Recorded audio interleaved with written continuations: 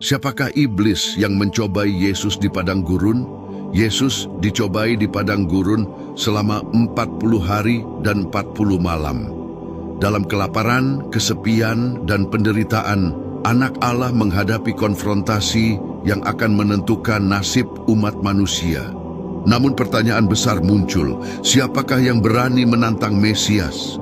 Apakah sekadar roh jahat atau Lucifer sendiri? Malaikat yang jatuh karena kesombongan?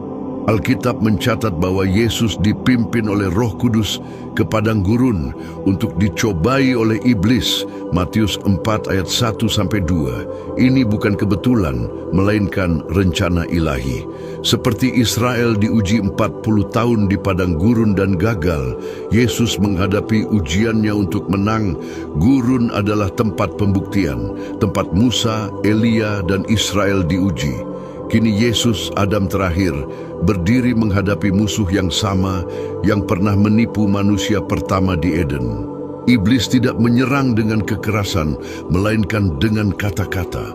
Seperti di Taman Eden, ia memutarbalikkan kebenaran dan menggunakan logika yang menipu.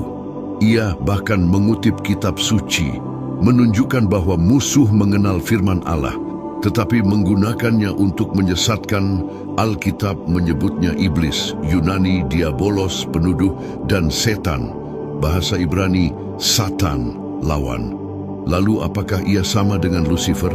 Yesaya 14 ayat 12 berbicara tentang bintang fajar yang jatuh dari langit.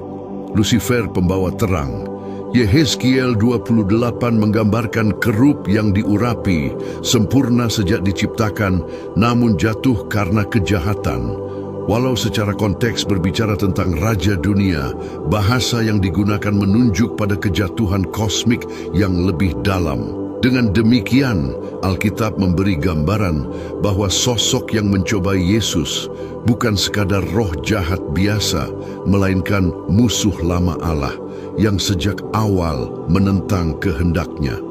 Dan di padang gurun itu Yesus menang, di tempat di mana manusia sebelumnya selalu kalah. Teks-teks Alkitab yang awalnya merujuk pada raja-raja dunia juga menunjuk pada kejatuhan makhluk rohani. Yesus berkata, "Aku melihat setan jatuh dari langit seperti kilat." Lukas 10 ayat 18. Sosok yang jatuh ini sering disebut Lucifer, pembawa terang, adalah makhluk surgawi yang memberontak karena ingin merebut takhta Allah. Sejak itu ia menjadi setan, lawan, penuduh, dan penyesat manusia. Kitab Ayub menunjukkan bahwa setan masih diizinkan hadir di hadapan Allah. Ayub 1 ayat 6 bertindak menentang rencana ilahi. Maka masuk akal bahwa sosok yang sama inilah yang kemudian mencobai Yesus di padang gurun. Mengapa setan begitu ingin mencobai Yesus? Karena sejak Eden ia tahu janji Allah, keturunan perempuan akan meremukkan kepalanya. Kejadian 3 ayat 15. Jika Mesias gagal, rencana penebusan manusia runtuh.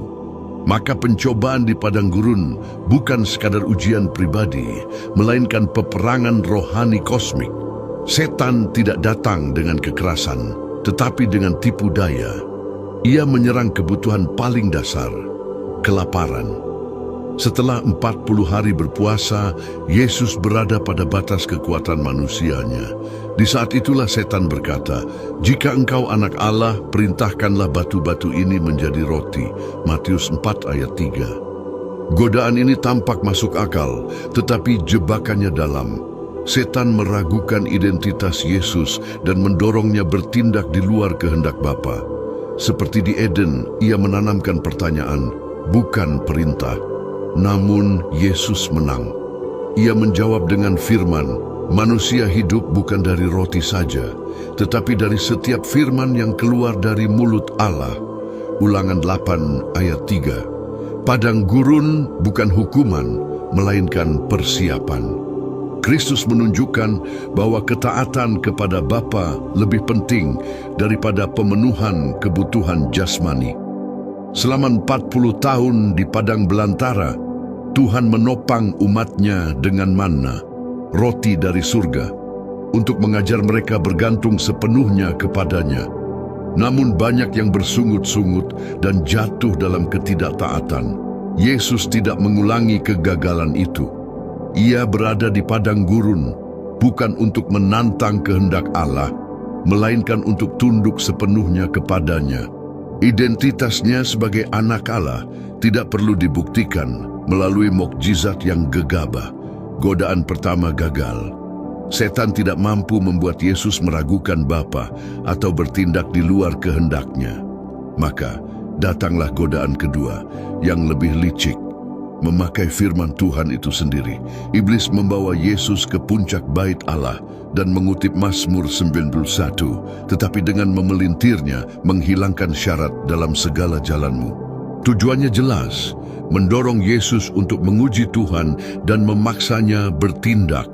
Yesus menolak dengan tegas, mengutip Ulangan 6, "Janganlah engkau mencobai Tuhan Allahmu." Iman sejati tidak menuntut pembuktian spektakuler. Tuhan tidak perlu diuji karena kesetiaannya telah nyata sepanjang sejarah.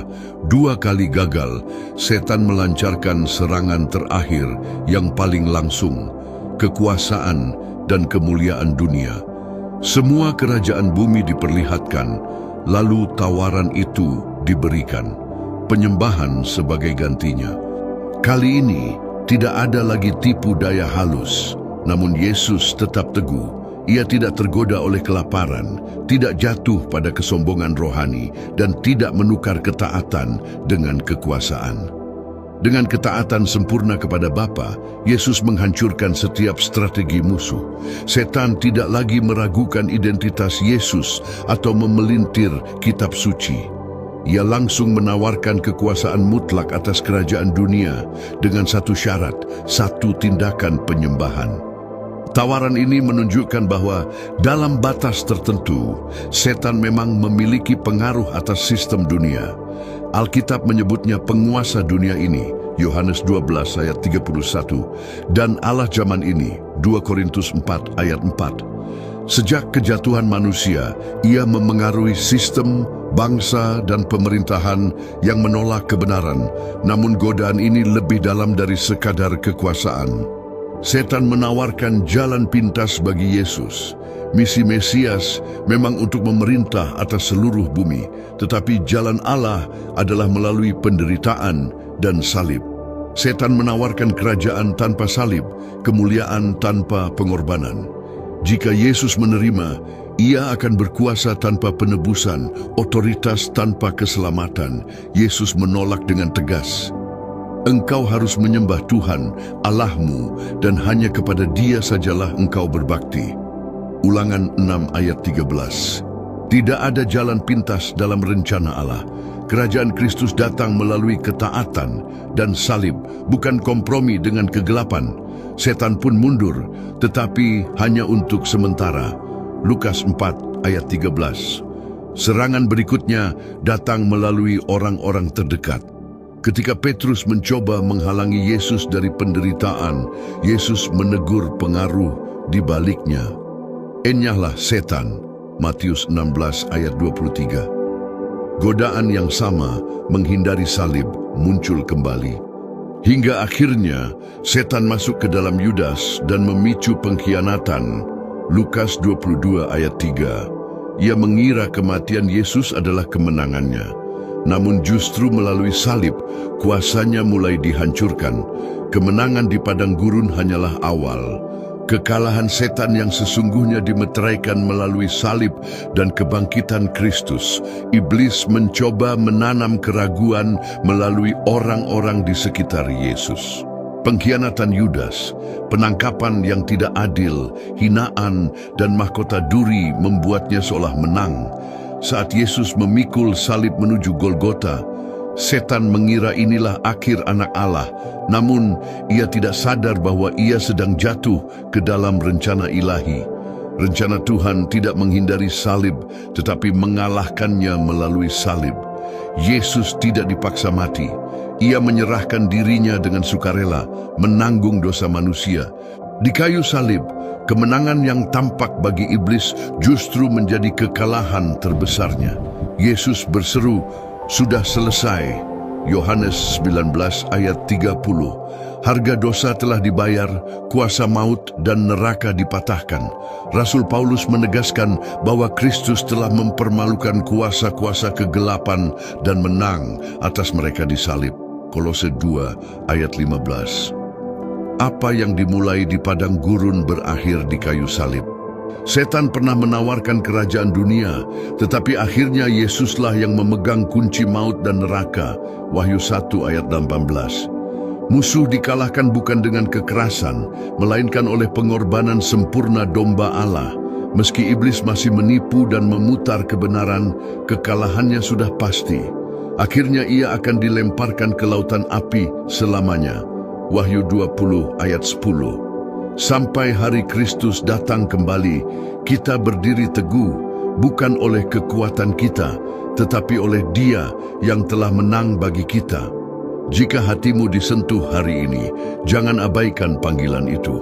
Yesus membuka tangannya untukmu. Jika rindu kembali kepadanya, katakan dalam hatimu, "Aku menerima Engkau, Tuhan Yesus, sebagai Tuhan dan Juru Selamat hidupku."